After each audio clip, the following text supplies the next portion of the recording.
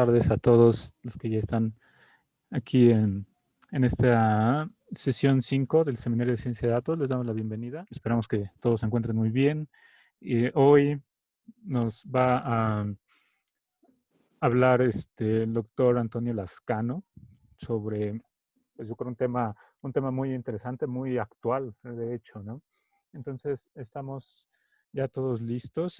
Yo nada más, antes, recordarles, si alguien tiene alguna pregunta, por favor escríbela en el chat o podemos esperar al final para tener un tiempo de preguntas y respuestas. Entonces, bueno, para comenzar le pediría al doctor Héctor Morales si puede presentar a nuestro ponente de hoy, por favor. Sí, gracias, Fabián. Voy a compartir pantalla con ustedes. Básicamente es para mostrar la información. Creo que todo el mundo la puede ver. Es la semblanza del doctor Antonio Lascano. Básicamente es la página del Colegio Nacional, que se las recomiendo muchísimo. Incluso los eventos ahora son en línea. Bueno, también nos podrá platicar él al respecto, quizás. Y la idea es la siguiente. Bueno, es la breve semblanza. Es biólogo por la Facultad de Ciencias, de licenciatura al doctorado. Se ha especializado en evolución temprana y en origen de la vida, autor de más de 150 trabajos de investigación, 70 de divulgación, y autor o coautor de 16 libros, entre ellos El origen de la vida, Evolución química, Evolución biológica, de 83, Una revolución en la evolución, 2003, Alexander y Oparin, La chispa de la vida, 2008, y 3 ensayos darwinistas, 2016. Es premio Universidad Nacional de 2007, el Charles Darwin Distinguished Scientist Award de 2013 y 3 doctorados honoris causa. Ingresó al Colegio Nacional el 6 de octubre de 2014. La semblanza completa pues está ahí, digo, desde luego, lo pueden encontrar en la misma página del Colegio Nacional. Pero se preguntarán, bueno, ¿por qué invitamos a un biólogo, verdad? Cuando es un seminario de ciencia de datos, digo, sobre todo para los estudiantes. Entonces, fíjense que les voy a contar, la anécdota es muy breve. El asunto es que hace poco me compartió el doctor Antonio Lascano un artículo que se le publicó en Nexos, en donde empezaba hablando de la Real Sociedad de Londres. Me paso a la página. Y tiene un mote, bueno, sería más bien como un emblema, la Real Sociedad, que se llama Nullius in Verba. Ese, curiosamente, nosotros también lo usamos cuando inauguramos el seminario el año pasado, y es que yo creo que hay una coincidencia asombrosa, afortunadamente, y benéfica para la comunidad al respecto, que recordemos estas etapas fundacionales de la ciencia, al menos occidental.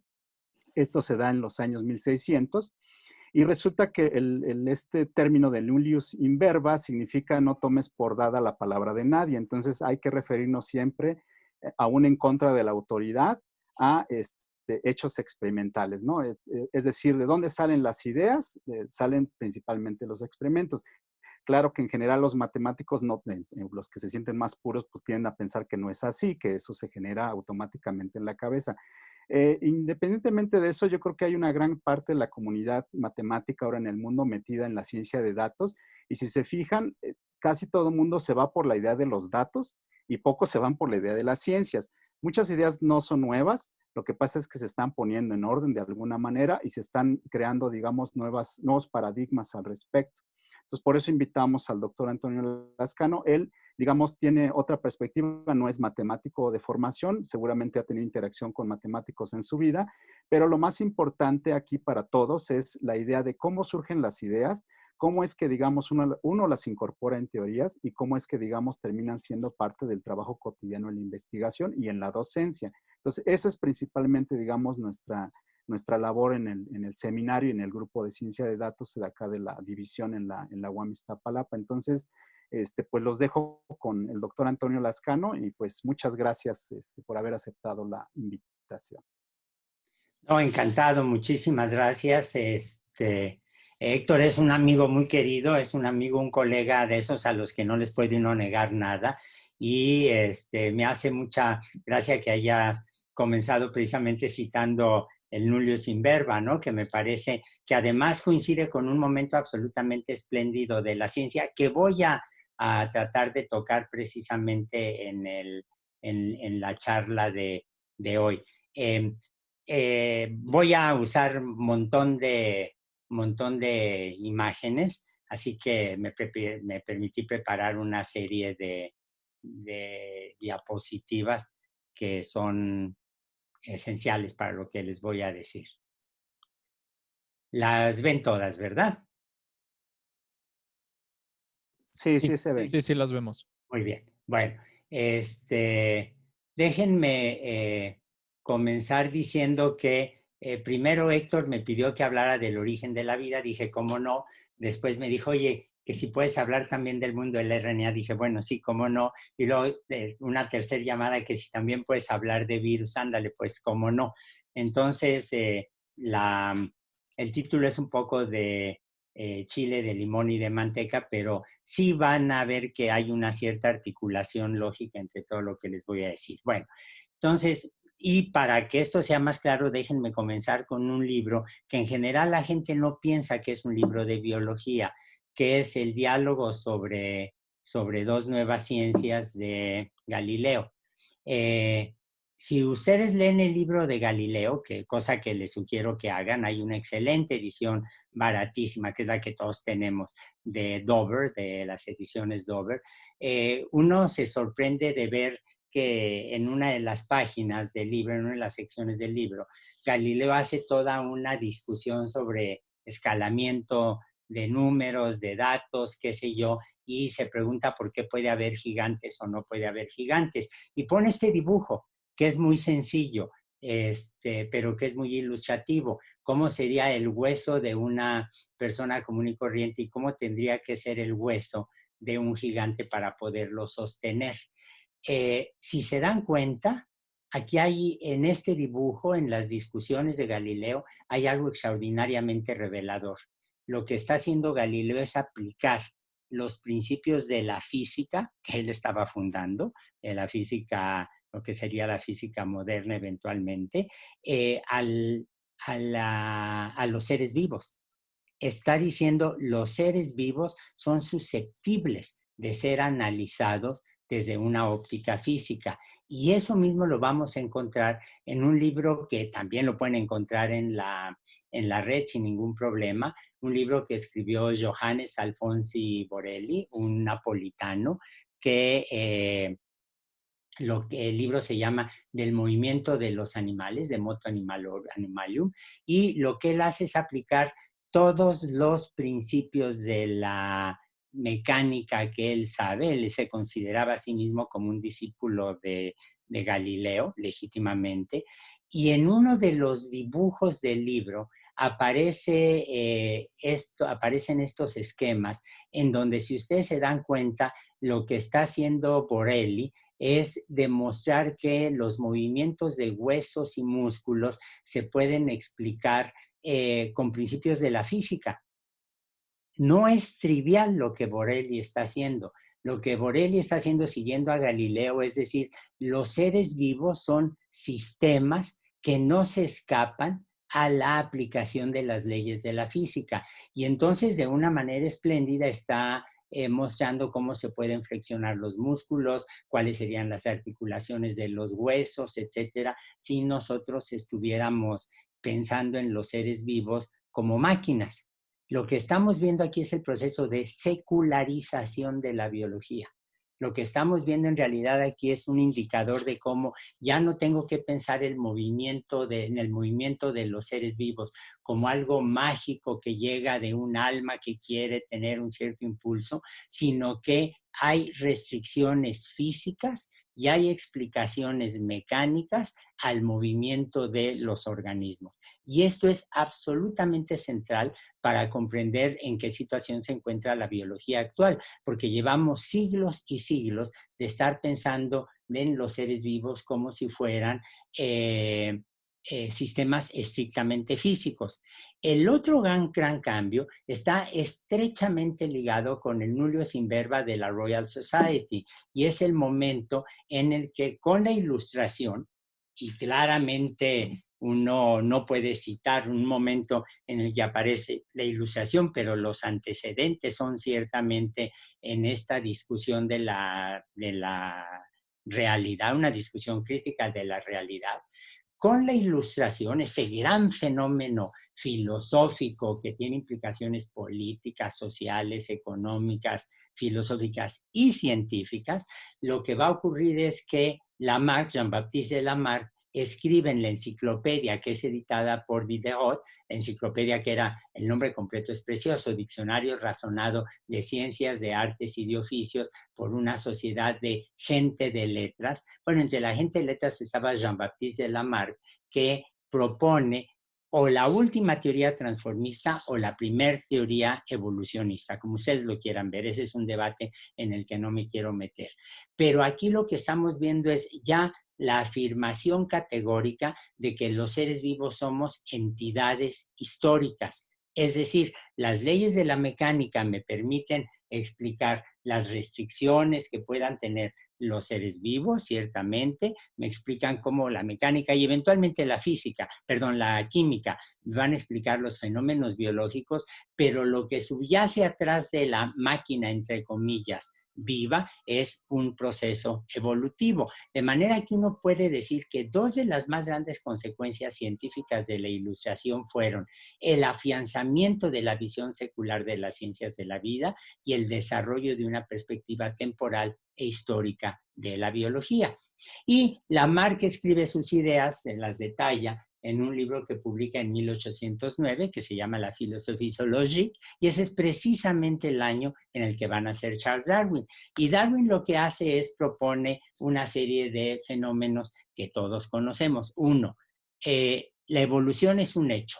Dos, el mecanismo fundamental de la evolución es la selección natural.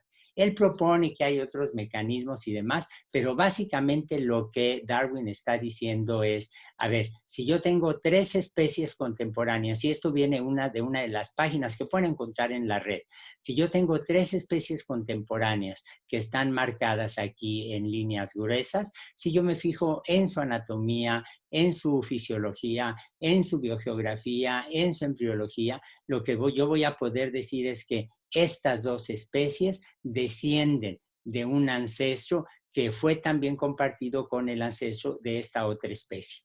Y este pequeño arbolito evolutivo que Darwin dibuja casi jugando es absolutamente central porque muestra que toda la diversidad biológica actual, la enorme cantidad de especies vivas que tenemos o especies ya muertas, descienden de troncos comunes y que ha sido la selección natural lo que las ha separado.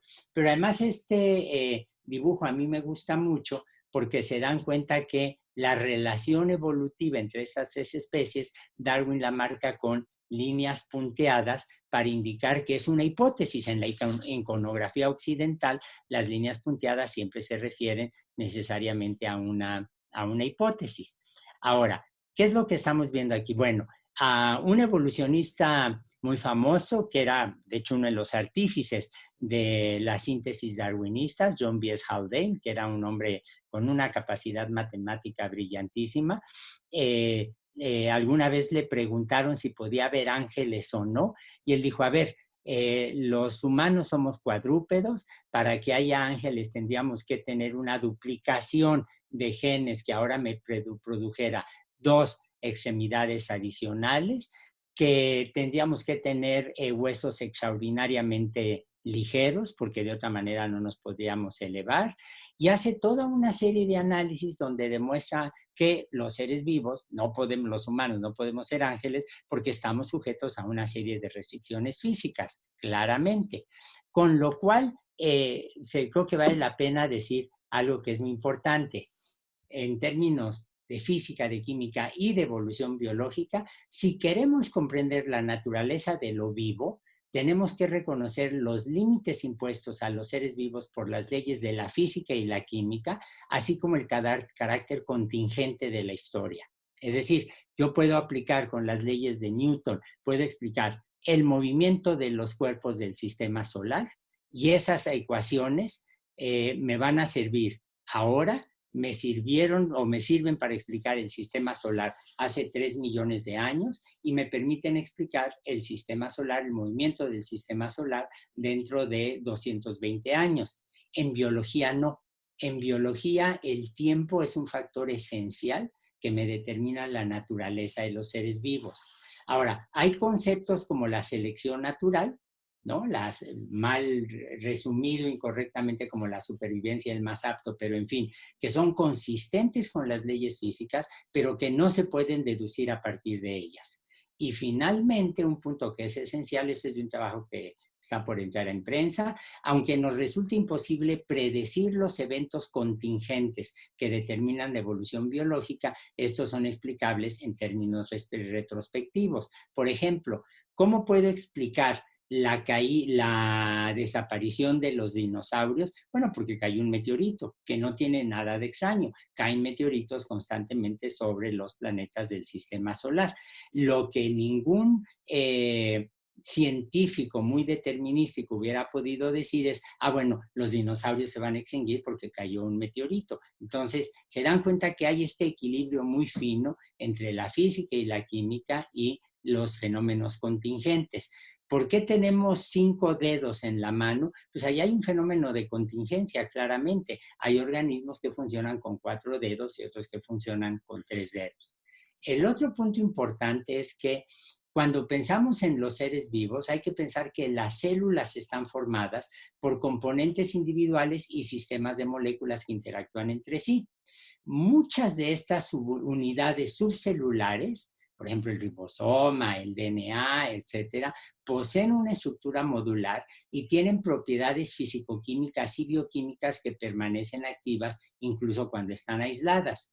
Por eso, yo puedo tener una enzima que saco de una célula, la veo en el laboratorio y la enzima va a tener fenómenos catalíticos. Puedo tomar un DNA y hago que se replique en el laboratorio sin ninguna dificultad, o que mute. O puedo tener lípidos y los lípidos en un tubo de ensayo se van a autoensamblar formando maybe capas de lípidos sin ningún problema. Es decir, no debemos sorprendernos que muchos de estos componentes tengan propiedades asociadas con la vida, como la catálisis, la replicación, la mutación y el autoensamblaje. Y déjenme poner un ejemplo muy sencillo. Supónganse que yo tengo una solución a una cierta temperatura de DNA, lo empiezo a calentar, la doble hélice se separa, tengo DNA de otro organismo, digamos un pariente cercano, aquí digamos de un gato, aquí de un león, los caliento y se separan rápidamente los DNA. Los mezclo, lo enfrío y se me van a formar híbridos. Y estos híbridos los puedo yo cuantificar el nivel de formación de la doble hélice y esto es un indicador de qué tan cercanos están evolutivamente un león con un gato. ¿Se dan ustedes cuenta que en la formación de la doble hélice lo que tengo es un fenómeno simplísimo? En la formación de la doble hélice lo que tengo es simplemente la timina, tiene 2 puentes de hidrógeno con la adenina, la citosina tiene 3 puentes de hidrógeno con la guanina. Mientras más bases tengan en común el DNA de un león y el DNA de un gato, más fácilmente, mayor complejidad va a tener la doble hélice, pero la secuencia de bases, en esto no hay nada extraño, es pura fisicoquímica de los ácidos nucleicos, pero la secuencia de las bases, eso sí depende de la historia evolutiva de los gatos y de los leones. En pocas palabras, cuando trato de aplicar esto al origen de la vida, lo que tengo que decir es que las propiedades bioquímicas de los sistemas subcelulares y sus componentes, como la replicación de ácidos nucleicos, la catálisis enzimática, la formación de membranas, son el resultado histórico de la amplificación evolutiva de las propiedades físico-químicas básicas que poseían sus predecesores moleculares más simples. Por ejemplo, yo puedo sintetizar, lo he hecho muchas veces yo mismo en el laboratorio, adenina, puedo sintetizar guanina, me cuesta mucho trabajo sintetizar citosina y timina, pero puedo sintetizar la adenina y la guanina, y si esta adenina la tengo en solución con timina, me va a formar 2 puentes de hidrógeno. Y aquí tengo ya la base, no solo para la doble hélice, sino también para la replicación de los ácidos nucleicos. ¿Por qué veo yo una replicación tan complicada de los ácidos nucleicos? Bueno, sencillamente lo que estoy haciendo es ver cómo en el curso de la evolución se fueron amplificando esas propiedades porque tenían un valor adaptativo. Ahora, cuando trato de entender el origen de la vida, hay varios problemas que hay que tomar en cuenta. Primero, no tenemos evidencias geológicas directas de cómo era la Tierra primitiva. Algunas veces amigos de otras disciplinas se preguntan por qué los que trabajamos en origen de la vida hacemos experimento o analizamos meteoritos. Bueno, analizamos meteoritos porque los meteoritos son fósiles geoquímicos del sistema solar primitivo y me están dando información sobre cómo pudo haber sido la Tierra primitiva. Entonces, tenemos que, de manera muy ecléctica, ir juntando información para completar esta imagen del medio ambiente prebiótico, donde apareció la vida. La vida apareció hace unos más de 4,000 millones de años, más o menos, digamos, 4,000, 3,800, 3,500. No tengo rocas sedimentarias de esa época y ni remedio. Tengo que ser muy ecléctico para tratar de conseguir información como pueda. También cuando yo retrocedo en el tiempo con rocas sedimentarias, lo que yo voy a estar viendo es, por ejemplo, fósiles más antiguos de cuadrúpedos, fósiles más antiguos de plantas, fósiles más antiguos en un momento dado, de microorganismos, pero nunca veo, no se han registrado, no sabemos si existan fósiles de lo que antecedió a las primeras células. Entonces, no sé cómo fue el origen a partir de estos sistemas, ni siquiera sé cuál era su naturaleza para entender las primeras células. Y el otro punto que no es trivial es que no tenemos una buena definición que todos aceptemos de lo que es la vida.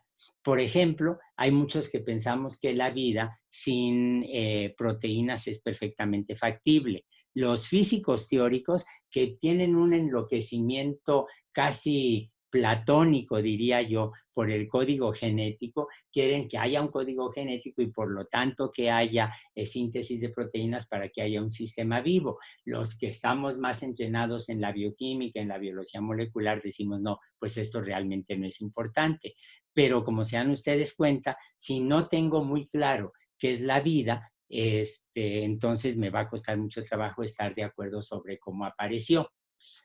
En este momento, si ustedes se asoman a un libro de biología, de un libro, digamos, con pretensiones filosóficas de biología, o un libro donde se examine la naturaleza de la vida, o etcétera, o un libro de biología molecular, se van a encontrar con 3 tipos de explicaciones, que es lo que Michel Morange, probablemente el mejor historiador de la biología molecular que existe, ha llamado, lo dejé muy a propósito en francés, la coexistencia de 3 esquemas explicativos distintos, o de 3 distintos esquemas explicativos que existen en las ciencias biológicas. Uno, las explicaciones de tipo mecanicista, la idea de Borrelli.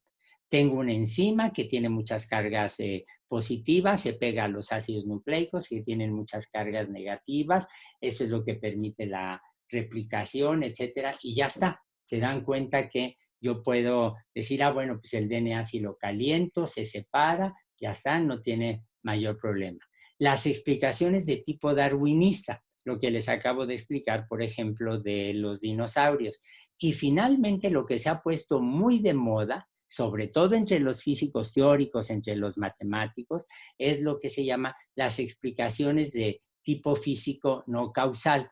Por ejemplo, las teorías de complejidad.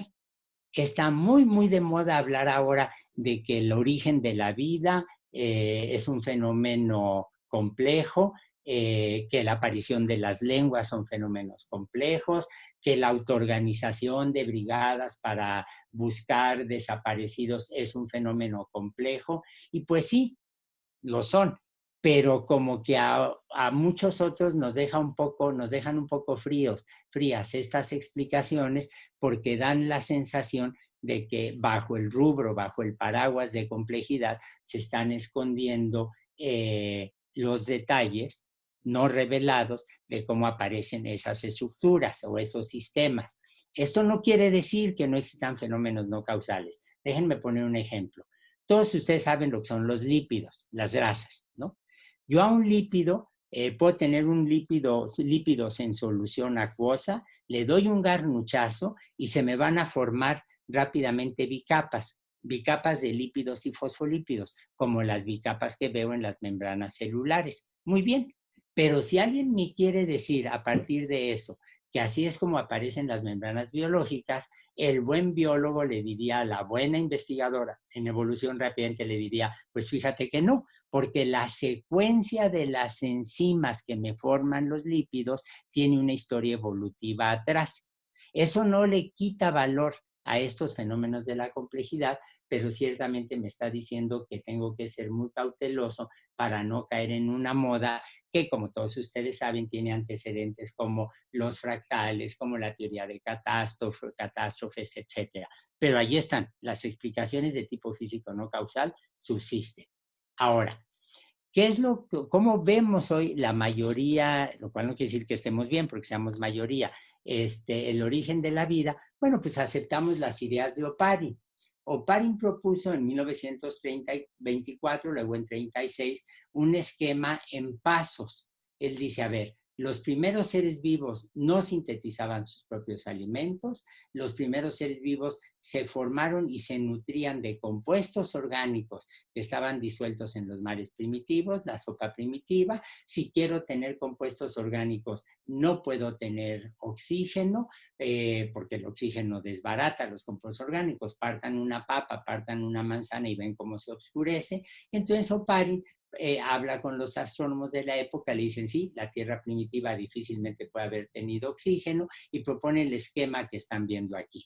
Una Tierra primitiva sin oxígeno libre que permite la formación y acumulación de compuestos orgánicos, y como Oparin venía de la tradición alemana de Haeckel, que se negaban a rechazar la idea de la célula como unidad de la vida, Oparin dice, bueno, probablemente los primeros seres vivos fueron precedidos por coacervados. La teoría de Oparin no es una teoría sobre coacervados. La teoría de Oparin sobre el origen de la vida es una teoría en donde gradualmente empiezan a aparecer distintos sistemas más complejos, pero con la diferencia es que todo esto lo podemos demostrar empíricamente. Puedo hacer los experimentos para demostrarlos. Ahora, ¿qué es lo que está haciendo Oparin? Pues a ver, la propuesta de Oparin, primero, ubica la cuestión del origen de la vida en un marco darwinista. Para Oparin solo se puede entender la naturaleza, el origen de la vida en términos darwinistas. Sugiere un programa de investigación multi e interdisciplinario. Cuando uno va a un congreso de origen de la vida, hay físicos teóricos, hay astrónomas, hay geoquímicos, hay químicas, hay bioquímicos, hay microbiólogas, hay de todo, porque se dan cuenta que lo que tenemos es un esquema que requiere del concurso, de la participación de muchas personas, de muchas disciplinas. Oparin lo que hizo fue, tomó multitud de observaciones y datos aislados, muchos datos, que venían de muchas disciplinas y los puso en una secuencia evolutiva. Ubicó muchos fenómenos y observaciones químicas en un contexto evolutivo. Todo el mundo sabía ya cómo sintetizar azúcares en ese momento, pero Oparin lo que dice es, a ver, la síntesis de azúcares en la Tierra primitiva va a ser finalmente la responsable de la acumulación de polisacáridos que pueden servir como nutrientes para los primeros seres vivos. Estableció una separación radical, esto es muy importante subrayarlo, entre la idea de la generación espontánea y la propuesta de un origen químico de la vida. Se dan cuenta que aquí la vida no aparece espontáneamente, aquí la vida es el resultado de un proceso de evolución secuencial. Y es un origen químico, no es algo que, no es un fiat vitae, no es aparece de repente la vida. Y finalmente, porque él tenía una genética premendeliana, rechazó la idea de moléculas vivas. Aquí hay un rechazo extraordinario, muy útil, contra el reduccionismo en biología, y sugirió que la naturaleza de la vida solamente se puede comprender como producto de sistemas moleculares. Estamos hablando de los años 30, cuando no se conocía el papel de los ácidos nucleicos, pero luego, 20 años más tarde, Stanley Miller va a hacer un experimento muy famoso, todos han oído hablar de ese experimento, seguramente, en donde simula en un matraz las condiciones de la Tierra primitiva. Nuestros modelos ahora son más refinados, pero en 1952, cuando Stanley hace su experimento, lo que hace es pone metano, amoníaco, hidrógeno y vapor de agua, y en 5 horas ya sintetizó compuestos orgánicos. Entonces, ¿cuál es la ventaja de este experimento? Que demuestra que en ausencia de seres vivos y con una simulación parcial, incompleta, de la Tierra primitiva, puedo sintetizar moléculas que veo en los seres vivos. Bueno, esto es absolutamente maravilloso. Fue realmente el punto de partida de toda lo que ahora llamamos química prebiótica, pero algo que no hay que olvidar es que en 1953 Stanley Miller publica su experimento y 3 semanas atrás Watson y Crick habían publicado su modelo de la doble hélice. Y el modelo de la doble hélice, por cierto, siempre se ha dicho vino de un químico y de un físico. Pues no, en realidad Watson era ornitólogo, pero le interesaba el problema de la genética y había estudiado química más allá de su doctorado en aves, y Crick había estudiado física, pero llevaba 15 años trabajando en bioquímica y biofísica de las proteínas, de manera que sabía más biología que un biólogo típico. Un ejemplo clásico lo contaba su esposa, Odile, cuando tuvieron la primera hija. Ella vio que Crick se levantaba todas las noches cada vez que la niña lloraba y dijo: hijos, qué buen padre, qué buena suerte haberme casado con un hombre que es tan buen padre.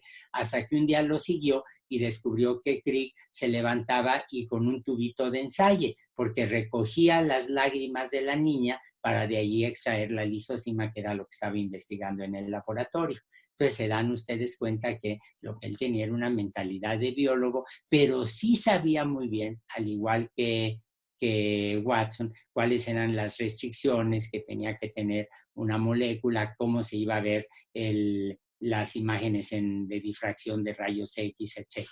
Ahora, este año es un año magnífico, de verdad, para la biología, pero quiero que se den cuenta de lo que significó filosóficamente. Cualquier teoría que yo tenga sobre el origen de la vida tiene que ser consistente con la imagen del DNA como la molécula que guarda, almacena el mensaje genético y que se replica. Así como los físicos pueden presumir legítimamente, nadie lo duda, de las leyes de la gravitación, o los químicos pueden presumir de las leyes de la química como algo que unifica sus disciplinas, así en biología primero tuvimos la teoría celular, que demostró que plantas y animales están hechos de células, unifico allí, y luego la bioquímica, que me demuestra que la bioquímica es básicamente universal.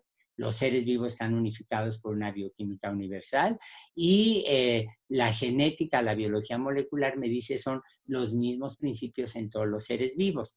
¿Cómo entendemos eso? Pues porque todos los seres vivos tenemos un origen común, pero se dan ustedes cuenta que en realidad aquí lo que estamos viendo es el desarrollo con una óptica distinta a la de los físicos, distinta a la de los físicos clásicos, distinta a la de los cuánticos, por ejemplo, una gran teoría unificadora. ¿A quién nos parecemos más los biólogos? A los cosmólogos, a los planetólogos, a los geofísicos, a los que ven la física desde una óptica histórica. Y en ese sentido, bueno, tenemos que entender que las propiedades de los seres vivos no tienen nada de mágico, surgen en la Tierra primitiva, evolucionan y podemos entender el fenómeno de la replicación, del cambio y de la continuidad en el tiempo.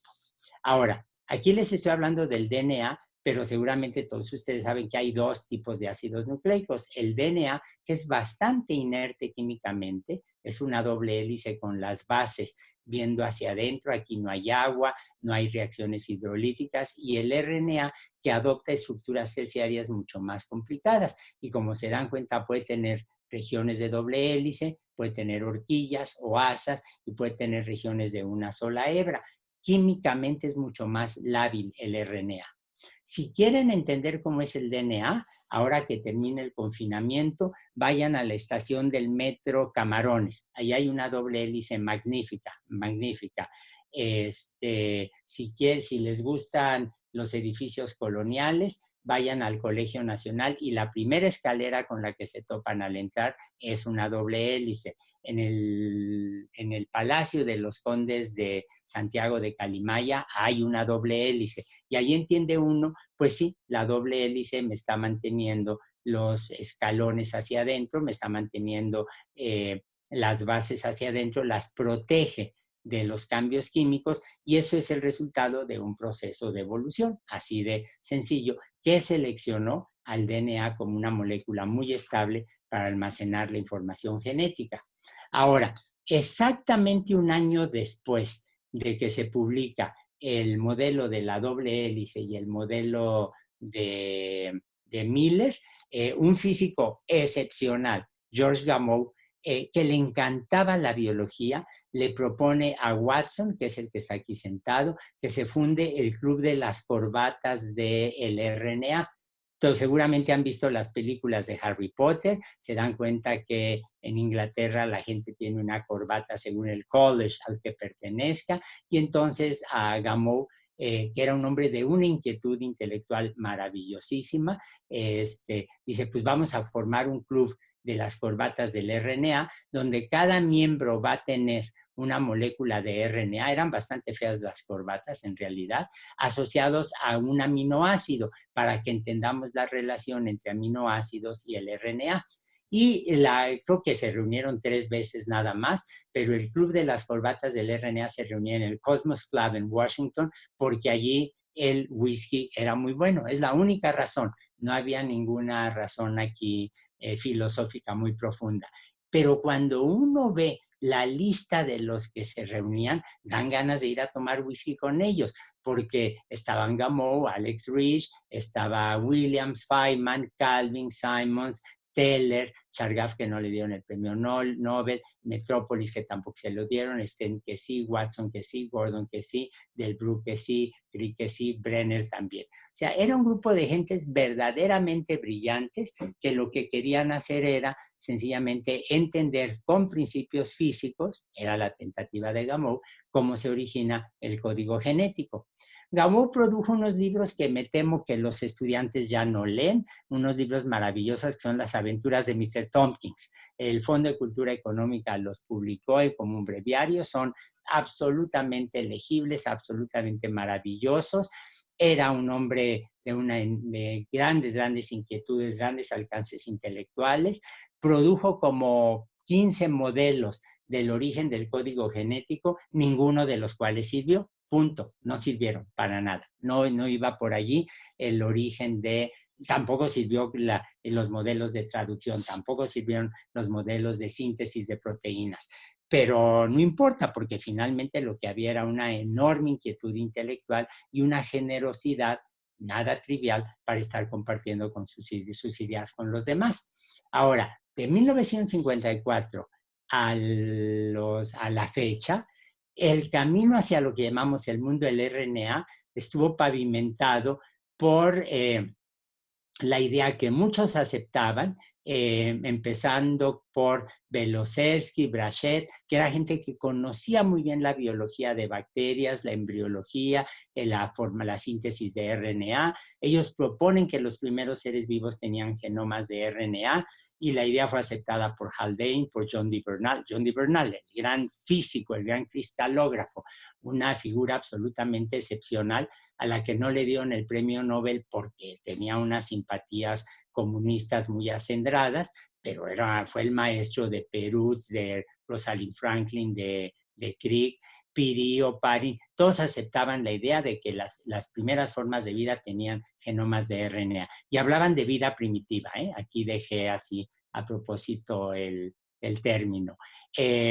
En esta época también, el mismo Belozersky, Akin, que estaba en la Universidad de Texas en Austin, Handler, que fue presidente de la National Academy of Sciences, Leslie Orgel, que fue el tercero que pudo ver la doble hélice, muy amigo del laboratorio, publicamos creo que 4 artículos con él.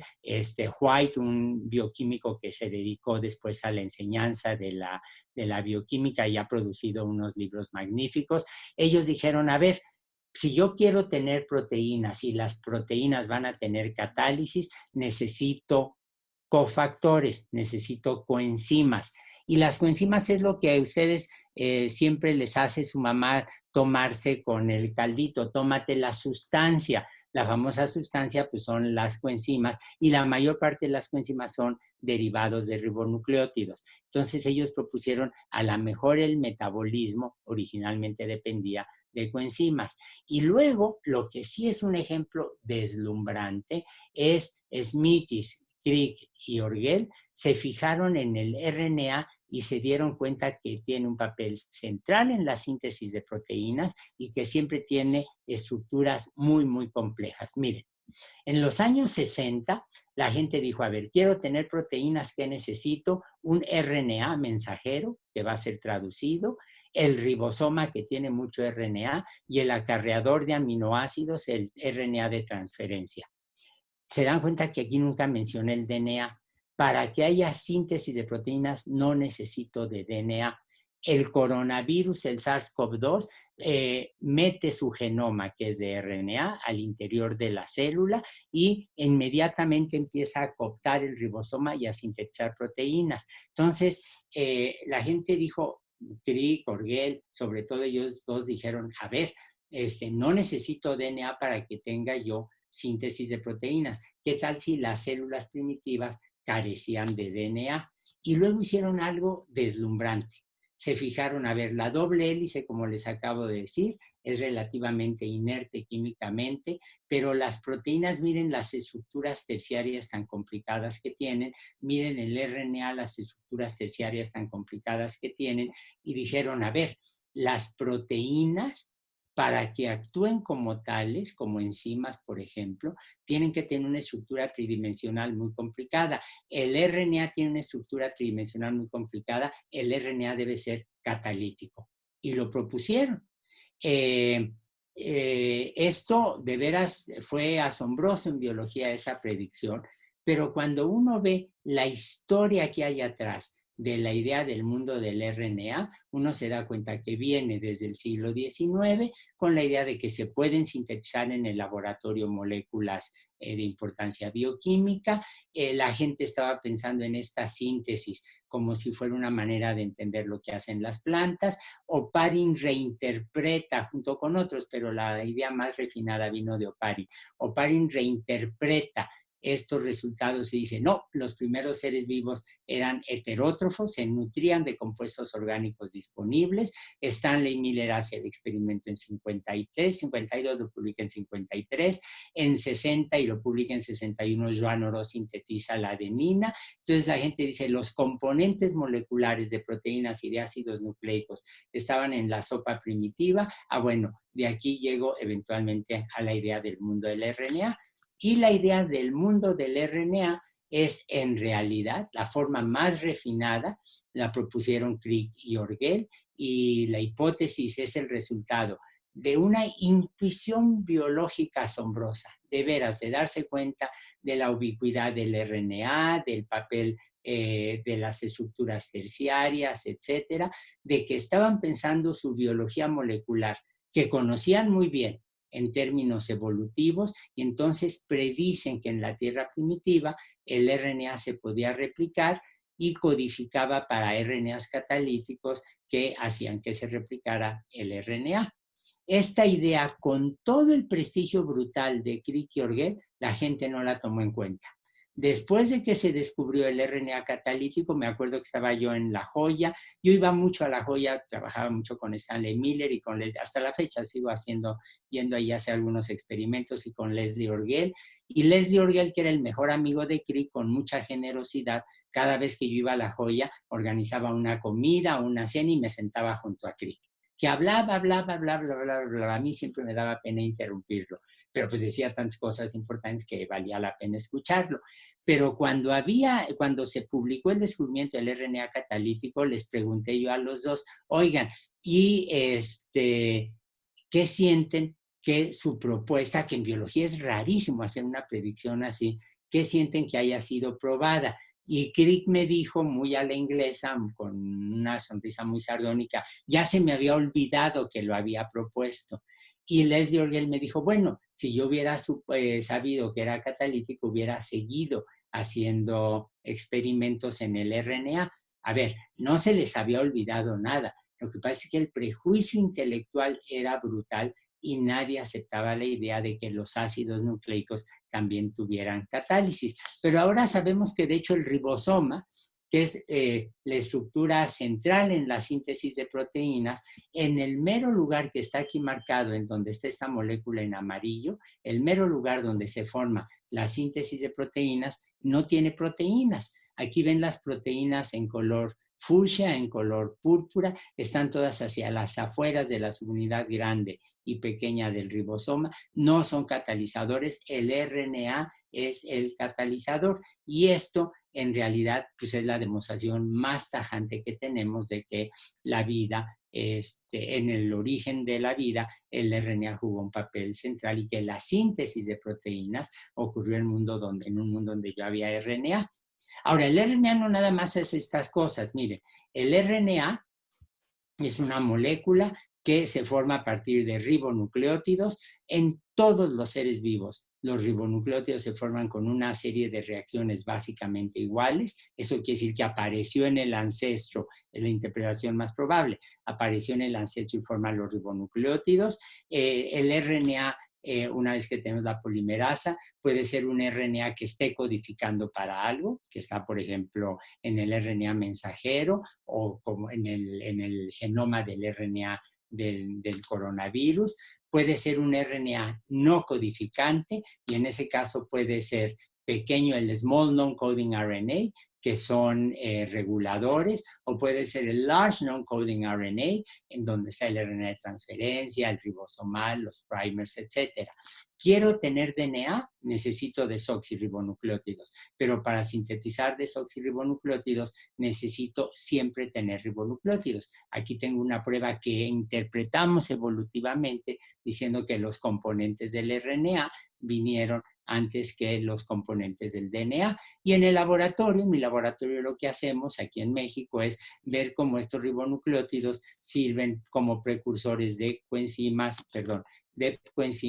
de algunos aminoácidos catalíticos, de alarmonas, el AMP cíclico, moléculas que señalan situaciones de estrés y hasta para algunos antibióticos contra hongos y contra virus. De manera que se dan cuenta que el RNA y los ribonucleótidos tienen una serie de papeles centrales en la biología contemporánea. Y en ese sentido, la hipótesis del mundo del RNA se convierte en una buena hipótesis. Tengo una sopa primitiva, bien a bien no sé bien cómo ir de la sopa primitiva al mundo del RNA. Aquí tenemos muchas discusiones entre geoquímicos, químicos, biólogos, etcétera. Sabemos, el ribosoma me lo muestra, que la síntesis de proteínas tiene que haber aparecido en un mundo donde ya había RNA y el DNA en realidad es una molécula que aparece muy tardíamente en la evolución. Ahora, en este esquema ven que estoy hablando de RNA, de RNA, de RNA, y la pregunta es, ¿y los virus cómo juegan, qué papel juegan en este proceso? Bueno, David Baltimore propuso hace 50 años ya que los virus se pueden dividir en virus de DNA y de RNA. Nunca encontramos un virus que tenga los dos tipos de ácidos nucleicos, su genoma es de DNA o de RNA. Si son de DNA puede ser de una sola hebra o de doble hélice, la doble hélice de la estación del metro Camarones, y si son de RNA puede ser una hebra positiva, como el coronavirus, entra el RNA a la célula inmediatamente empieza a ser traducido, de una hebra negativa, estas son convenciones de nomenclatura, pero aquí cuando decimos que es negativa se forma una doble hélice y la hebra positiva que resulta de la hebra complementaria es lo que se traduce. Puede haber RNAs chiquitos de doble hélice en los virus y hay los retrovirus como el del SIDA, que es de RNA, entre el RNA se lee, se forma una doble hélice que es RNA-DNA en el interior celular, se disuelve el RNA, se forma una doble hélice de DNA y eso es lo que se incorpora en el núcleo. Entonces se dan cuenta, nada más de ver este esquema, que el RNA, los virus de RNA han explorado más alternativas, más estrategias para el almacenamiento de la información genética, a diferencia del DNA, que tiene, pues es DNA de una sola hebra o dos hebras y ya. Y entonces la pregunta natural que uno se hace es, ¿desde aquí vienen los virus? ¿Qué tal si los virus de RNA, como los coronavirus, vienen de la época de RNA y proteínas? ¿Qué tal si los retrovirus que tienen RNA y forman DNA vienen de cuando se dio el brinco al DNA? ¿Qué tal si los virus de DNA vienen ahora que ya tenemos genomas de DNA?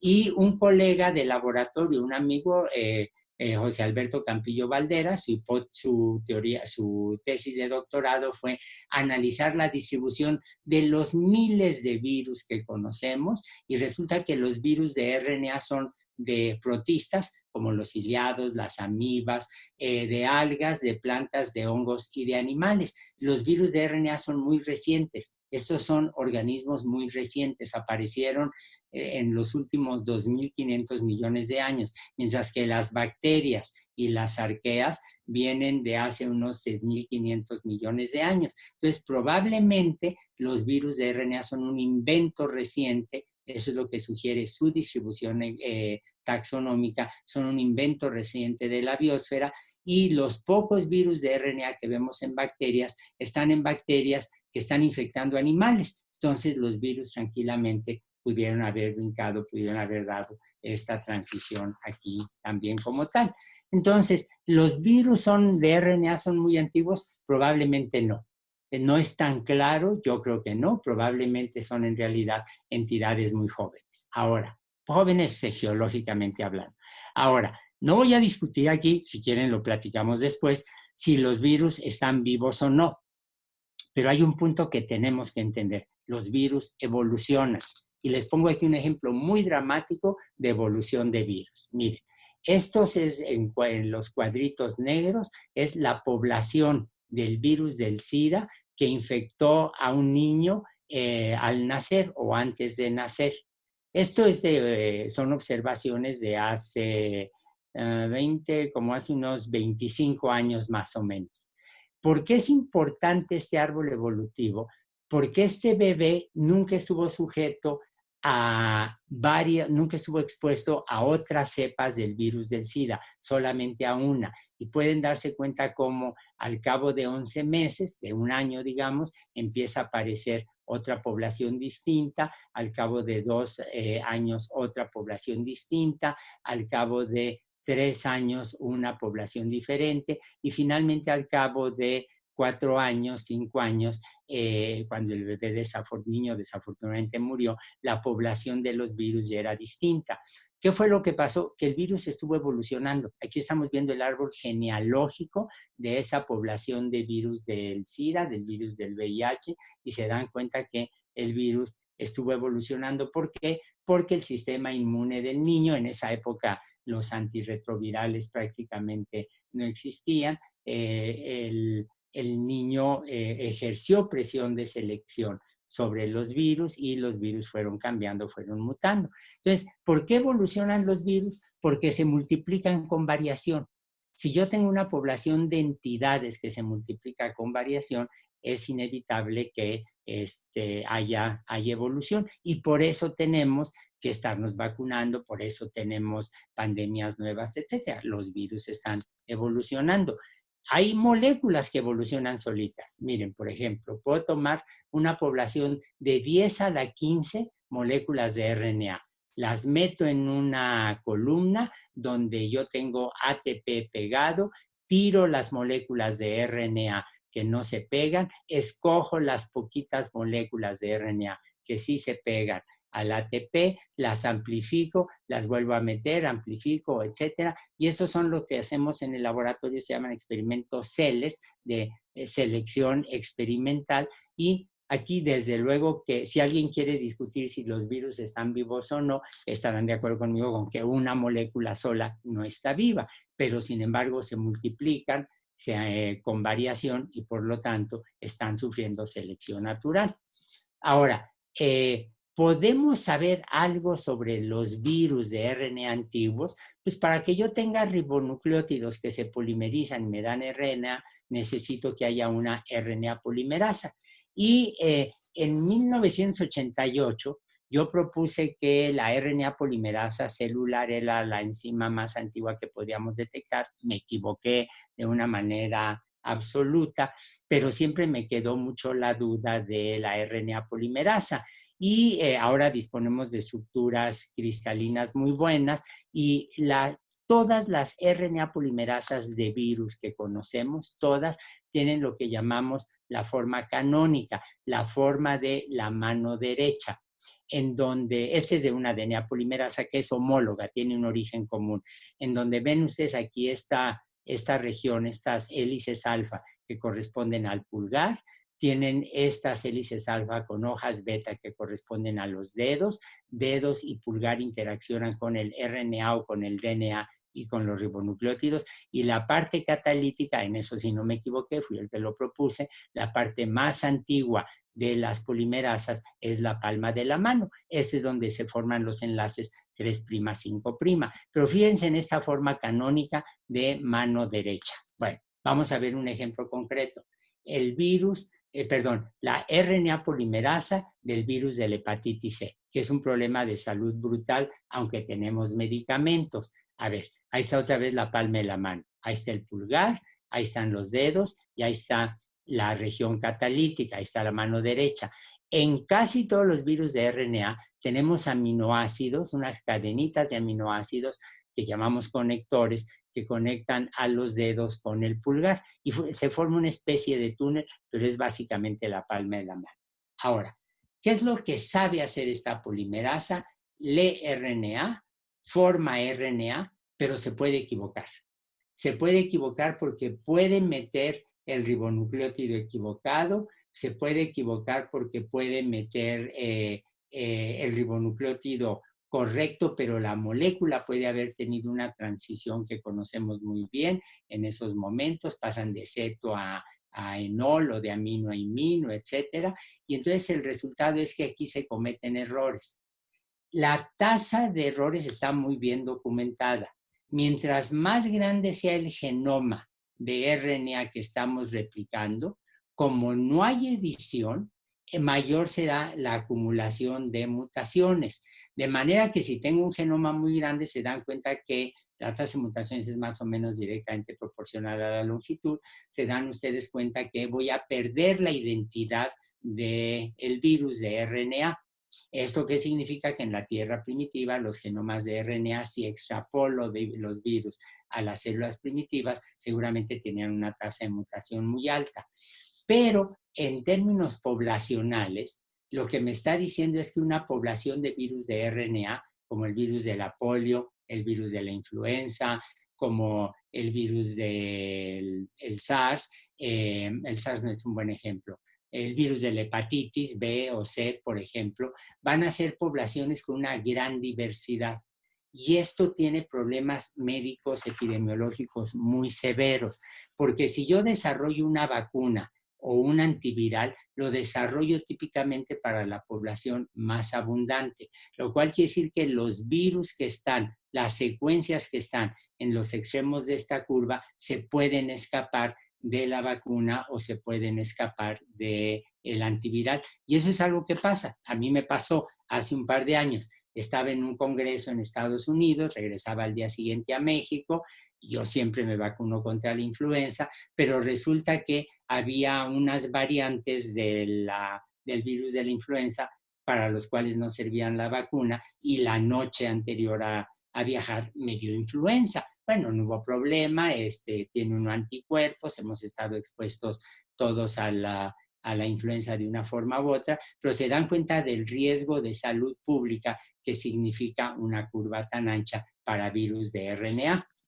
En el caso del DNA, de las células o de los virus de DNA, otra vez tenemos la misma polimerasa, ¿no? Ven aquí los dedos, el color son diferentes desafortunadamente, el pulgar, la palma de la mano, pero en la DNA polimerasa 1 de Escherichia coli que lee DNA y forma DNA, ven esta región adicional que está marcado en rojo. Eso es una exonucleasa. ¿Qué quiere decir que sea una exonucleasa? Que corta el DNA, corta los nucleótidos equivocados, edita al DNA. Es como el programa de edición que tienen ustedes, que tenemos todos en los teléfonos celulares. Ahora, si un adolescente escribe abajo con B chica y con G, enseguida lo corrige el programa de edición que tiene el teléfono celular. La exonucleasa corrige los errores que puede cometer la polimerasa y el resultado es el que ven aquí. Si yo tengo un genoma grande, como el de las células con núcleo, nosotros, los perros, las levaduras, las plantas, los chayotes, etcétera, o las bacterias, tengo genomas muy grandes, de 10 a la 7, 10 a la 10 nucleótidos, pero la tasa de mutaciones es muy baja. ¿Por qué? Porque el DNA es muy estable y porque las polimerasas que replican el DNA están corrigiendo los errores. Los virus de doble hélice de DNA tienen una tasa de mutaciones mayor porque no tienen toda la batería molecular que garantiza la integridad de los eucariontes y de las bacterias. Los virus de una sola hebra de DNA o de RNA tienen tasas de mutación muy altas. Otra vez, por eso nos tenemos que vacunar contra la influenza, por eso el riesgo de los coronavirus, etcétera. En pocas palabras, los seres vivos nos estamos moviendo en la cuerda floja. Si tengo muchas mutaciones, pierdo la identidad. Si no tengo mutaciones, pierdo diversidad en las poblaciones biológicas y entonces no tengo evolución. Se dan cuenta que esto es exactamente lo que llamamos el límite de Eigen. Eigen, le dieron el premio Nobel, era un muy buen amigo del laboratorio, le dieron el premio de nuestro laboratorio, de mi laboratorio, le dieron el premio Nobel por trabajar en una forma de medir reacciones químicas muy rápidas, y él dijo, a ver, si yo estaba interesado en el origen de la vida, fue lo que le llevó al problema, si yo tengo genomas muy grandes y la fidelidad no es buena, la adecuación de la población se va a venir abajo, y eso que conoce como el límite de Eigen. Es algo que no puede evitar ningún genoma a menos de que tenga, como he mencionado, enzimas de corrección. Y vamos a ver cuál es la respuesta evolutiva de los virus de RNA ante el límite de Eigen. Es tener genomas pequeñitos, porque son pequeñitos, acumulan pocas mutaciones y por lo tanto se mantiene la identidad genética. Puede haber superposición de genes, puede haber la segmentación del genoma y el secuestro de enzimas editoras. Vamos a ver el caso de los genomas pequeños. Miren, en esta gráfica. Es una gráfica que modifiqué a propósito. Tapé la parte superior, se las voy a enseñar completa enseguida, pero la tapé a propósito. En el eje de las X tengo el número de ribonucleótidos que tiene un genoma de RNA viral. Y aquí ven el tamaño creciente en genomas de RNA para los distintos virus que conocemos. Los conocemos muy bien. Se dan cuenta que los virus de RNA típicamente tienen entre unos 3.500, 3.000 ribonucleótidos hasta unos 12.000 ribonucleótidos. ¿Por qué? Porque si son más grandes, acumulan errores y se perdió la identidad. Hay ciertamente rangos de error en todo esto, son determinaciones experimentales, pero típicamente los virus de RNA resuelven el problema del límite de Eigen con genomas pequeñitos. El segundo ejemplo es la superposición de genes, o lo que yo llamo la estrategia matrioshka. ¿Se acuerdan de las matrioshkas, no? Una muñequita dentro de otra, de otra, de otra, y en la muñeca grande en realidad tengo muchísimas muñequitas acumuladas. Bueno, eso lo hacen muchos virus. Por ejemplo, aquí están viendo un árbol evolutivo de virus que son parientes del SIDA. Aquí ven ustedes una proteína grande, la proteína TAX, pero adentro de la proteína TAX está codificándose una proteína REX. Y adentro de la proteína REX se puede estar codificando en otros genomas, se puede estar codificando un pedacito de otra proteína. Entonces, ¿cómo eludo el problema de Eigen? Bueno, pues sencillamente tengo el límite de Eigen, estoy metiendo proteínas adentro de otras proteínas, secuencias codificantes adentro de otras secuencias codificantes. Otro caso fascinante es la segmentación del genoma, que es, por ejemplo, el caso de la influenza. Aquí ven un esquema del virus de la influenza, tiene 8 pedacitos de RNA, 8 genomas, 8 subunidades de RNA, pero puede haber aquí otro otro virus de la influenza con los mismos 8 pedazos u otro con 8 pedazos distintos y los intercambia. Es como estar jugando dominó con 3 juegos distintos de forma y colores diferentes. Bueno, lo que pasa, de hecho lo observamos, es que con la influenza puede haber intercambio de esos trocitos y se dan cuenta que aquí este virus de RNA intercambió 2 fragmentos de RNA y el resultado es un virus nuevo. Eso es lo que me pasó a mí, por ejemplo, ¿no? Cuando me dio influenza hace un par de años. Y luego están los Gingmen virus, de los cuales sabemos poco, pero es fascinante porque aquí ven en color azul, distintos tonos de azul, la cápside es lo que envuelve al virus, la cápside de el virus de RNA, aquí viene el pedazo de RNA1, el pedazo de RNA2, aquí los pedazos RNA2 y RNA3 y 4, y para que este virus sea funcional, el vector, el mosquito en este caso, necesita inyectar todos los fragmentos, todas las cápsides, todos los pedacitos, si no el virus no es funcional. Si esto les parece tan raro, no lo es. Nosotros mismos, si yo les pregunto a ustedes dónde tienen su DNA, van a decir en el núcleo, sí, pero también tenemos DNA en las mitocondrias y ese lo heredamos del lado materno. O sea que mi genoma está repartido en mitocondrias y en núcleos, ¿no? Eso es algo que tenemos que entender. Bueno, el último caso es el secuestro de las enzimas editoras. ¿Cuáles son las enzimas editoras? Pues las que vemos en los coronavirus. Miren, aquí ven en gris el RNA de un coronavirus, ven en rojo la polimerasa, esta que tiene la forma de mano derecha, ven una serie de proteínas accesorias, todo esto forma lo que llamamos el replisoma, y de color azul borbón ven ustedes una proteína NSP14 que es una exonucleasa. Es una exonucleasa que va corrigiendo los errores. No está pegada covalentemente a la polimerasa, se expresan y están muy cerca y va corrigiendo los errores que la RNA polimerasa, como toda RNA polimerasa, está cometiendo. ¿Cuál es el resultado de ese? El que ven aquí. Ahora sí, es la gráfica completa que había yo ocultado la parte superior. Se dan cuenta que los coronavirus tienen genomas enormes, enormes, de 30,000 ribonucleótidos. Puede haber un poco más grandes. Hay uno que todavía no estamos muy seguros, se está analizando ahora, de 45,000, pero se dan cuenta que como tengo una exonucleasa, supero el límite de Eigen y ahora sí, puede crecer mi genoma sin estar cometiendo tantos errores y sin estar perdiendo entonces la identidad genética.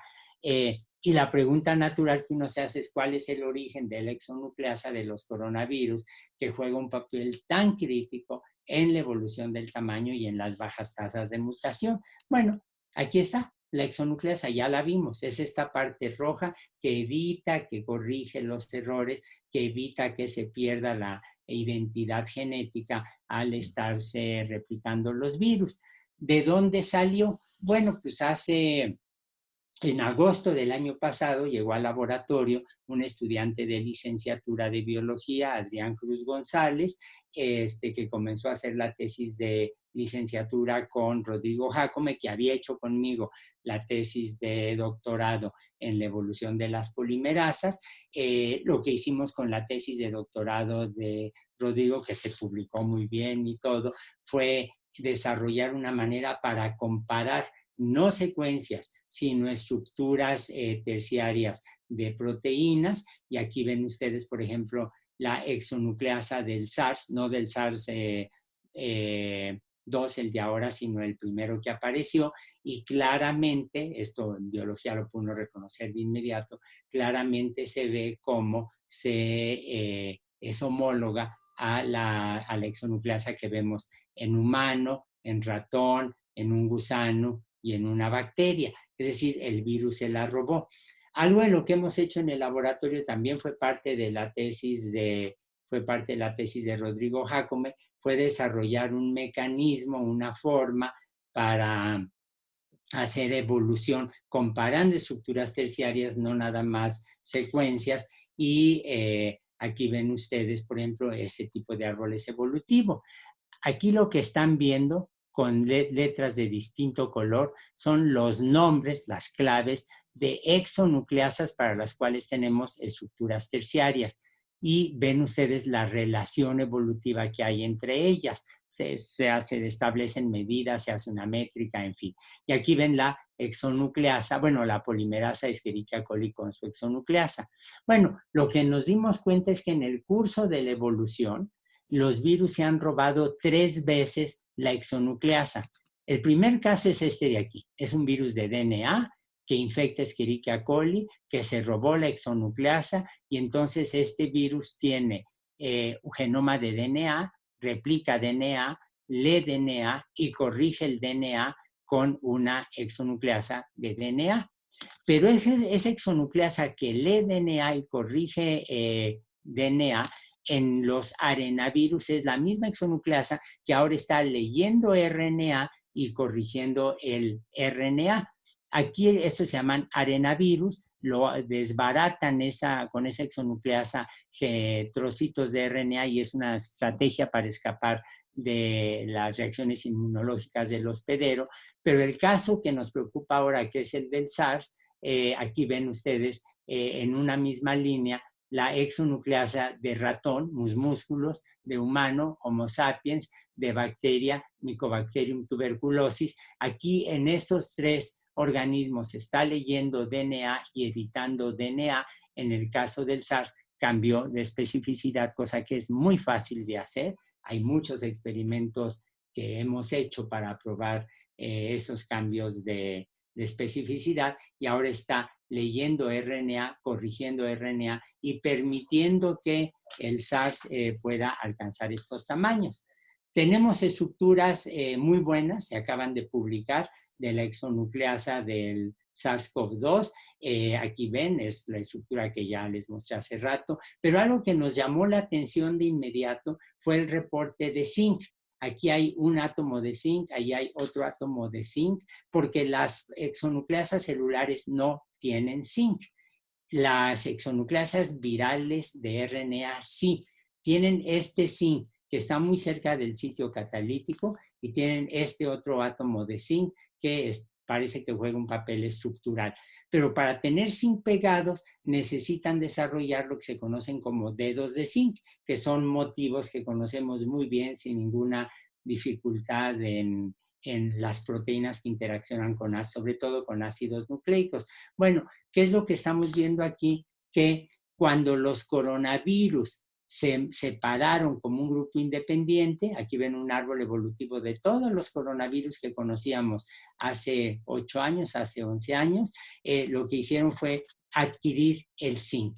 Y como adquirieron el zinc, eso nos llama mucho la atención porque puede ser un blanco terapéutico, claramente, ¿no? Si inhibimos ese zinc de alguna manera, pues se puede estar afectando la función de la exonucleasa y por lo tanto del virus. Ahora, la gran expansión de los genomas de los coronavirus las podemos explicar gracias a la actividad editora de la exonucleasa, al programa de edición como el de su teléfono celular. ¿Eso qué implica? Que hay muchas secuencias que tienen un genoma muy grandote, y buena parte de esas secuencias, de las secuencias en el genoma, tienen que ver con la replicación, pero hay otros componentes que no sabemos bien a bien qué es lo que hacen. O sea, la biología de los coronavirus tiene todavía muchas incógnitas, pero también implica que son muy estables genéticamente, es decir, la diversidad de sus poblaciones es muy baja respecto a la de otros virus de RNA. Y esto es especialmente importante, como vamos a ver enseguida. Miren, se publicó un artículo hace un mes y medio de Dear Lab et al. Ella es una postdoc canadiense.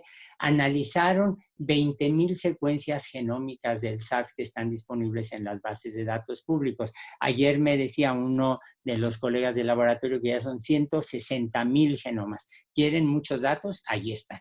Son 60,000 secuencias, y y se hicieron las mediciones ya muy precisas de la rapidez con las que está mutando. El SARS-CoV-2 acumula en promedio 2 mutaciones por mes. Y la diversidad genómica es muy limitada. Si yo comparo un genoma de SARS-CoV-2 de México con uno de Tailandia y con uno de Islandia, lo que voy a ver es que hay en promedio 7 sustituciones de nucleótidos. Aquí me faltó una entre cada genoma. ¿Eso qué significa? Pues lo que probablemente pueda ser el talón de Aquiles del virus, como dicen algunos autores. Ya vimos la diversidad genética del RNA, que les permite estar evolucionando constantemente, escaparse de antivirales, escaparse de vacunas. Con el SARS-CoV-2 no. La población es extraordinariamente homogénea, lo cual tiene implicaciones epidemiológicas muy fuertes. Es decir, si yo, para que se den una idea, un genoma del SARS-CoV-2 acumula en promedio un par de mutaciones por mes. Y eso es más o menos la mitad de los cambios que acumula en el mismo tiempo el virus de la influenza y es la cuarta parte de las mutaciones que acumula el virus de la inmunodeficiencia en el mismo periodo. Y esto tiene implicaciones directas, absolutamente directas, para terapias y vacunas. Vamos a ver por qué. Mire, aquí en estas esferas están representadas la distancia que hay entre parejas de las moléculas que están en la superficie del virus, que son las que les permiten a los virus entrar al interior de las células. Este es para el virus de la hepatitis C, para la influenza, para el virus del SIDA, para el virus del sarampión, de la hepatitis B, de las paperas, y los rojos son distintos coronavirus. Solamente tenemos vacunas muy eficientes para los que están marcados en azul. Tenemos una vacuna más o menos 40, 50, 60%, si nos ponemos muy exquisitos, para el virus de la influenza, que tiene una diversidad genética considerable. Acuérdense que la esfera me está diciendo la distancia promedio entre las proteínas que hay en la secuencia de las proteínas de la envoltura del virus. No tenemos, como pueden ver ustedes, una vacuna para el virus de la hepatitis C, pero tenemos muy buen tratamiento, una molécula que se llama sofosbuvir, que cura en un 98% de casos. Y para el virus del VIH llevamos 40 años buscando vacuna y no la tenemos. Por eso hay que ser muy cautelosos con comprar la idea de la vacuna. No la tenemos, pero tenemos medicamentos que se les dan a las personas que están expuestas al virus y que los protegen durante unos 2 meses más o menos, cosa que está muy bien. Tenemos muy buenas vacunas para la papera, el virus de la hepatitis B. Yo espero que ustedes estén vacunados para el virus del sarampión y no tenemos ninguna vacuna para ningún coronavirus, Aquí un ejemplo trágico de hasta qué punto estamos determinados por el comercio, por la lógica de la ganancia, es la tragedia reportada por un especialista alemán que hace como 10 años estaba a punto de tener una vacuna contra el SARS-CoV-1, la epidemia se contuvo y entonces le dejaron de subvencionar sus estudios. Si le hubieran seguido, otro gallo nos cantara. Pero se dan cuenta que para el SARS-CoV-2 la distancia que hay entre las moléculas de la superficie del virus es mínima. La diversidad biológica del virus es muy pequeña. ¿Por qué? En parte porque no provoca una infección crónica. Si yo tengo una persona, un paciente infectado con HIV, ustedes saben que la persona puede durar mucho tiempo infectada sin manifestar la enfermedad. El virus se está multiplicando, pero se multiplica con errores. Entonces, el paciente A y el paciente B van a terminar teniendo variantes muy distintos del virus del SIDA. En el caso del SARS-CoV-2 no es una infección, no es crónica, es una infección aguda. Infecta, y pum, de inmediato se dejan ver los efectos. Y es un virus muy reciente, lleva 1 año y tampoco podemos esperar que haya tanta diversidad. Eso no significa que deje de evolucionar. Miren, aquí están viendo un árbol evolutivo en donde pueden ver las 6 grandes grupos del SARS-CoV-2. O sea, ha seguido evolucionando. Hay variación genética, pero variación genética no siempre implica variación antigénica, lo cual quiere decir que cuando tengamos vacunas nos van a servir para todos. Ahora, esto, ¿cómo me explica lo que está pasando en México? Noche a noche, la Secretaría de Salud da unos datos en los que cada vez la tragedia es más visible. Llevamos registrados 90,000 muertos y el presidente insiste en que tenemos controlada la pandemia y el doctor López-Gatell dice que está disminuyendo la pandemia. Eso no es cierto. En modo alguno es cierto. Aquí lo que tenemos es un desaseo brutal de datos. Hace poco, antier, el doctor Hernández Bringas, un demógrafo de la UNAM, hacía notar cómo ya la base de datos de la Secretaría de Salud no está actualizada desde principios de octubre, con lo cual nadie puede hacer análisis independientes. Punto, estamos fritos allí. Los datos sabemos que hay un subregistro, etcétera, ¿no? Pero insisten en que está bajando. Bueno, a ver, vamos a ver.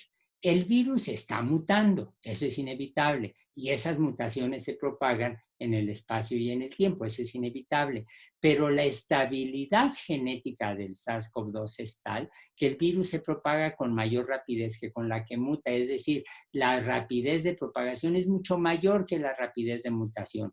Por lo tanto, los cambios que vemos en las curvas de contagio y decesos no se pueden explicar a partir de la biología del SARS-CoV-2. Esto que estamos viendo aquí es un artefacto, no corresponde a la realidad, punto. Bueno, ¿cuáles son las posibilidades? ¿Cuáles son las perspectivas? Vamos a ver. Gracias a la estabilidad genómica del SARS-CoV-2 se puede predecir razonablemente bien que no habrá niveles altos de variabilidad viral en las poblaciones infectadas. Una persona infectada en el Congo va a tener básicamente el mismo virus que una persona infectada en Manchester, en Inglaterra.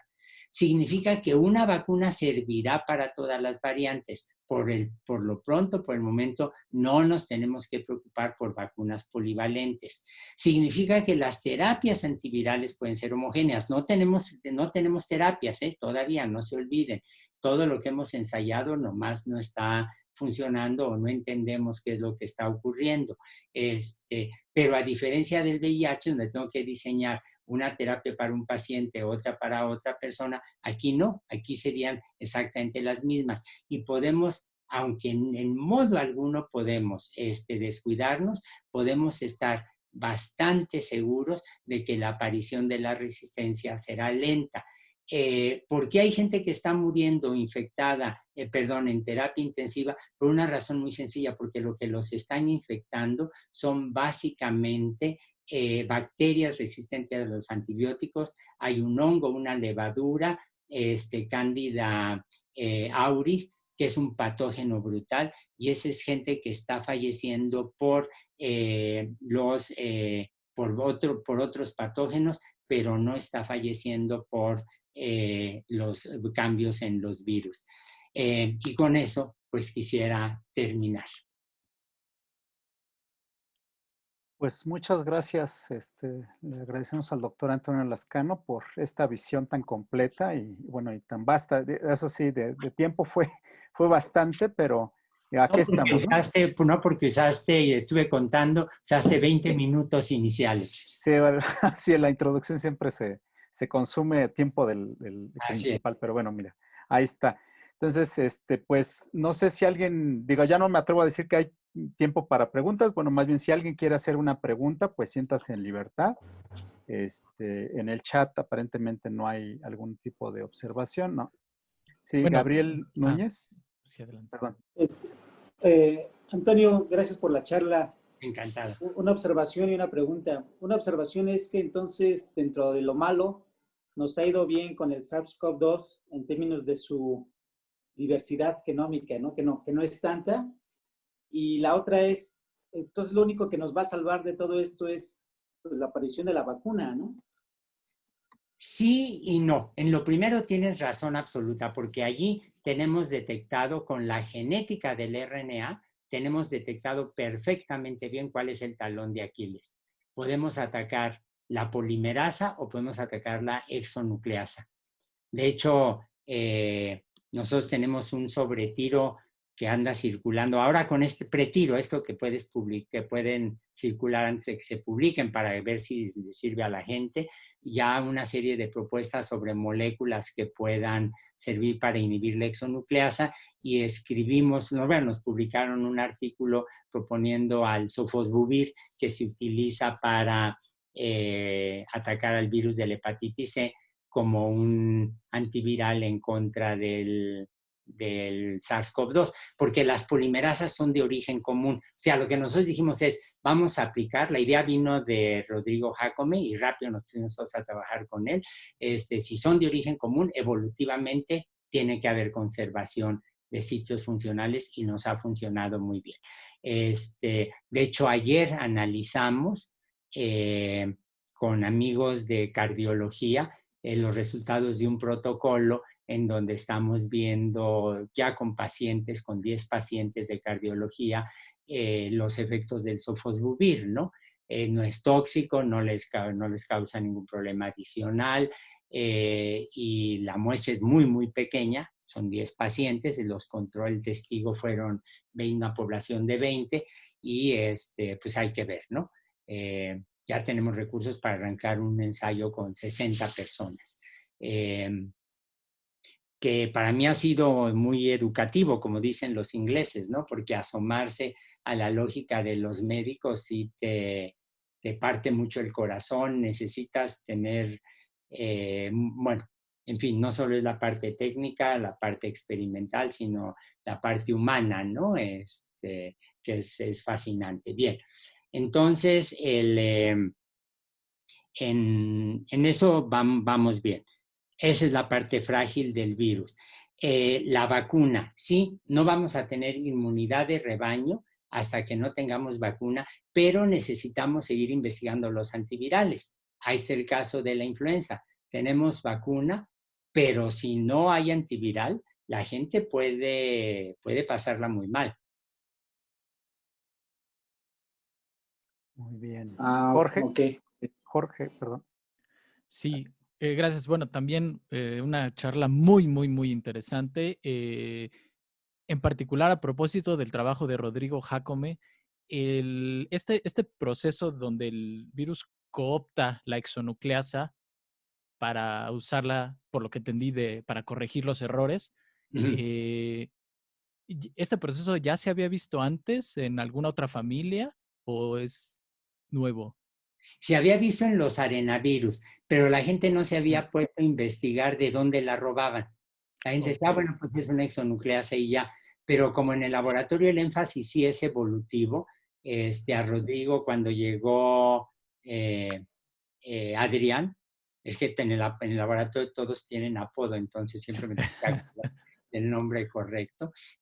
Cuando llegó Adrián, dijimos, Rodrigo dijo, vamos a verlo evolutivamente. Y cuando empezamos a ver los resultados, en mi laboratorio pasó una cosa muy conmovedora, se los debo decir. Y es que cuando empezó la pandemia, dijimos, pues hay que cerrar el laboratorio. Yo tengo una parte experimental de mi trabajo que hago en Estados Unidos, ese está parado, desde luego. Lo hago en Estados Unidos porque ahí está toda la infraestructura técnica y no tengo que comprar aparatos, ¿no? Eso lo paga la NASA y ya está. Pero aquí en México hago bioinformática, básicamente. Entonces dijimos, vamos a cerrar el laboratorio y pues ni remedio. Pero Rodrigo, y dijimos, vamos a dar alguna charla sobre lo que son los virus y qué sé yo. Pero Rodrigo Jacome empezó a comparar rápidamente las secuencias y las estructuras de la polimerasa y dijo, oigan, aquí entra muy bien el sofosbuvir. Pues hicimos el modelo, lo mandamos a la revista, a Nature, nos lo mandaron ellos a Nature Scientific Reports, nos lo publicaron enseguida. Y entonces en el laboratorio dijimos, a ver, está la exonucleasa y sabemos de dónde viene la proteasa. Y entonces, pues esencialmente lo que hicimos fue cambiar todo el laboratorio a un laboratorio dedicado a tratar de estudiar la biología molecular desde una óptica evolutiva del virus, ¿no? Y vamos muy bien, vamos muy bien. Ok, gracias. También una pequeña curiosidad acerca de los Jingmen virus. Entonces, es una especie de virus, de rompecabezas de virus en donde cuando no tienes todas las partes no se vuelve... Funcional. Ok. Sí, sí, exactamente, lo definiste muy bien. De hecho, si me lo permites, voy a usar tu analogía del rompecabezas porque es muy... Ok, gracias. Muy bien. Gabriel, ¿tenías alguna otra inquietud?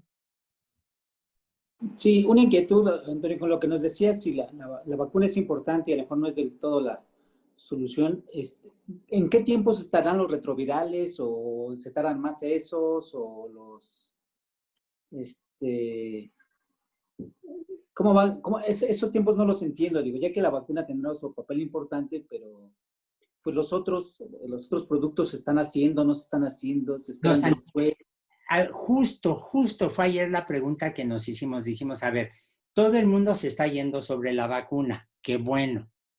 Pero no hay una vacuna, eso me lo dicen mis amigos médicos, no hay una vacuna que sea 100% eficiente, en primer lugar.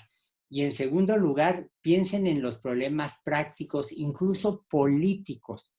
Algo que decía un epidemiólogo que me da mucho gusto ahora interaccionar con él en la comisión del SARS de la UNAM, Malaquías López Cervantes, decía, a ver, cuando tú tengas la vacuna, la tienes que llevar a todo el país. Eso te requiere que la vacuna esté congelada y necesitas tener al ejército, porque es un problema de seguridad nacional. Ustedes saben que se roban medicamentos. Imagínense el robo de la vacuna. Si alguien se roba un camión cargado de vacunas y se echan a perder, al rato te pueden estar apareciendo ampolletas que te vendan como vacuna y que sean agua destilada en Tepito o en Polanco, ¿no? Digo Tepito y Polanco porque lo ilegal no solo se da en Tepito, ¿no? Entonces, tienes ese tipo de problemas. Los problemas prácticos son aterradores. Yo creo que es una apuesta muy razonable, pero la apuesta tiene que ser antivirales, vacuna y prevención. Y el mejor ejemplo es el caso de los países asiáticos. En Japón, por ejemplo, hay vacuna para la influenza, hay antivirales para la influenza, pero cuando alguien tiene influenza, sale con cubrebocas de su casa o no sale. Ayer entrevistaron a Fauci, inmunólogo espléndido, médico, ¿no? Que es sorprendente que no lo haya quitado Trump, ¿no? Y él decía, el caso australiano. Australia se reabrió. No sé si él fue, porque lo vi muy por encima, no sé si él fue a Australia o no creo, o participó en un congreso por la red y decía, el 99% de la población trae cubrebocas y lo trae bien. Y aquí tienes a López-Gatell diciendo, el cubrebocas no necesariamente sirve. Y tienes el otro problema que a mí me deja aterrado es la doble moral con el asunto de las pruebas. Son indispensables pruebas para que tengas una idea de la dinámica de la pandemia. El presidente ya confesó, estoy usando la palabra es mía, no es de él, que le han hecho cuando menos 8 ensayos, 8 pruebas. Si el presidente tiene derecho, y entiendo las razones de Estado, no, ni por asomo las discuto, tiene derecho a que le hagan el ensayo, la prueba, ¿por qué no vamos a tener el derecho el resto de la población? Así es. Claro. Es simplemente un problema de consistencia, ¿no? Pues sí. Muy bien. ¿Alguien más? ¿Alguien más? Sí, una pregunta. De las vacunas que Jorge. existen, ¿tienes alguna preferida? Digo, por ejemplo, las de RNA, creo tengo entendido que son, requieren temperaturas muy bajas de almacenaje y todas esas cosas, entonces no son tan factibles. ¿Cuál crees que es la más prometedora? A mí me gusta mucho la de Sanofi, la de Pasteur Sanofi y la de Oxford y Seneca.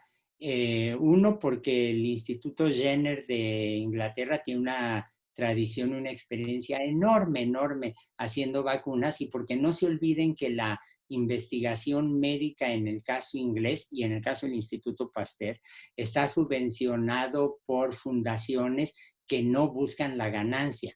Entonces ahí sabes que está un poco al margen del mercado. No está nunca nada totalmente libre del mercado, ¿no?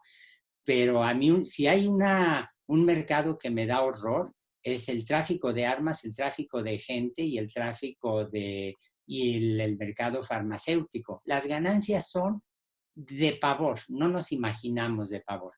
Les pongo un ejemplo concreto, que es el sofosbuvir, que es lo que nosotros estamos proponiendo.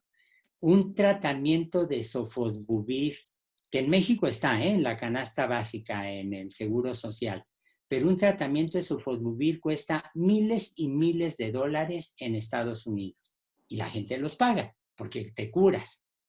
Un grupo de estos maravillosos de médicos que se fueron a trabajar a Pakistán y a Afganistán haciendo genéricos, tienen el tratamiento de sofosbuvir, el tratamiento completo, en $15. Lo cual te está diciendo que la compañía farmacéutica está ganando miles y miles y miles de dólares con cada tratamiento, que podría ser muy barato, ¿no? Entonces, allí confieso que se mezcla mi preferencia ideológica con mi conocimiento de la experiencia científica para los ingleses, y del Instituto Pasteur, porque he sido profesor 3 veces, creo, en el Instituto Pasteur, y me consta la calidad que tiene, ¿no? Es una cosa asombrosa ver el nivel académico y lo ligado que está a la producción. Y es la tradición, o sea, es el capitalismo europeo, que no es el capitalismo desenfrenado que ves en otros lugares como Estados Unidos o como en México, ¿no? Entonces, ahora, técnicamente me parecen muy atractivas las vacunas de RNA, pero los que hacen Moderna en Estados Unidos, el RNA es muy frágil, y lo que para estabilizar el RNA, aparte de la temperatura baja, como bien dices, la otra posibilidad es pegarle alguna molécula. Y yo supongo, pero estoy aquí intuyendo y puede estar mal, supongo que están usando poliaminas, que no son tóxicas. Bueno, si te cae encima una tonelada de poliaminas, sí te mueres, ¿no? Pero supongo que es lo que están usando para estabilizar, pero no han dicho, no han dado los detalles, o al menos yo no los he visto. Sí, tengo entendido que usan poliamidas como la cápsula que lleva el mRNA a la célula. Ah, ok, sí. Era lo más lógico, ¿no? Por la carga negativa de espermidina, cosas así. Y hablando de las que mencionabas, de AstraZeneca y la otra, usan adenovirus atenuados, ¿no? ¿Hay Sí. algún ejemplo de que eso haya funcionado antes? ¿Cómo no? ¿Cómo no? ¿Cómo no? De la viruela, sí se produce la viruela, para el polio ha funcionado, sí, se usa para influenza también. En parte por eso es tan prometedor. Okay. Así es, así es. Ahí te estoy citando de segunda mano, porque esto lo he aprendido con gentes como Laura Palancares, como Susana López Charretón, como... Las vacunas en México básicamente las han estudiado las mujeres, Las del Politécnico son deslumbrantes, las de la UNAM son espléndidas. De la UAM no conozco a nadie que las trabaje. Muy bien. Gabriel, ¿tenías alguna otra pregunta? ¿No? ¿Nadie más? Jorge, por favor. Solamente me gustaría pedir la referencia del cuadro. Bueno, ok, no, la puedo consultar en el video que se está grabando, no te preocupes. No, pero ¿cuál?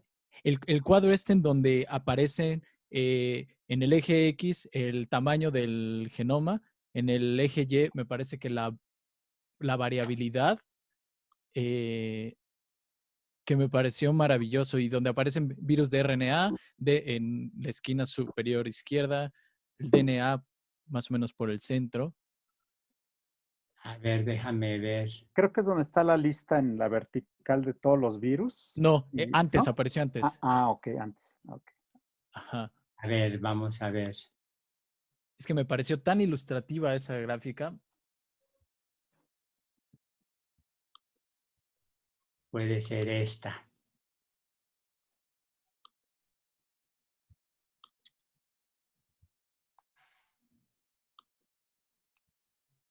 Bájale el volumen tantito. ¿Esta? Esa mera, esa mera. Es de Edward Holmes. Holmes es un virólogo de primer orden australiano que es el que llevaba muchos años diciendo, oigan, vamos preparando antivirales específicos que se puedan usar en un momento dado. Bueno, mucha gente lo ha dicho y claro, nadie le hizo caso, ¿no? Esa mera. Me parece muy ilustrativa. Sí. Muchas gracias. No, encantado. Y Anotado. la puedes complementar con esta. Bueno, si pones Eigenlimit, te aparece en ResearchGate esto de Eigen Threshold, ¿no? Sí, claro. Pero esta es clarísima, clarísima. Sí, muchas gracias. Sí, encantado. Bueno, pues entonces, si no hay más, pues les agradecemos a los que quedaron vivos hasta el final. Bueno, a mí no, Toño Lascano, muchas gracias por la plática. Pues seguimos en contacto, Toño. Sí, por supuesto. Ahí te daremos lata algún día, yo creo que con datos, porque suena muy tentador lo que hacen a nivel estadístico en particular, que hay mucha gente aquí ocupada de estos temas. Entonces, pues quedamos, ¿no? Así, para la próxima, ojalá que la próxima invitación sea ya en presencial, ¿no? Digo, ya que salgamos de esto, ¿no? Ojalá, todos lo deseamos, pero bueno, hay que aguantarse. Bueno, pues muchas gracias a todos y pues hasta la próxima. Bueno, pues muchísimas gracias, son muy amables y lo que se les ofrezca.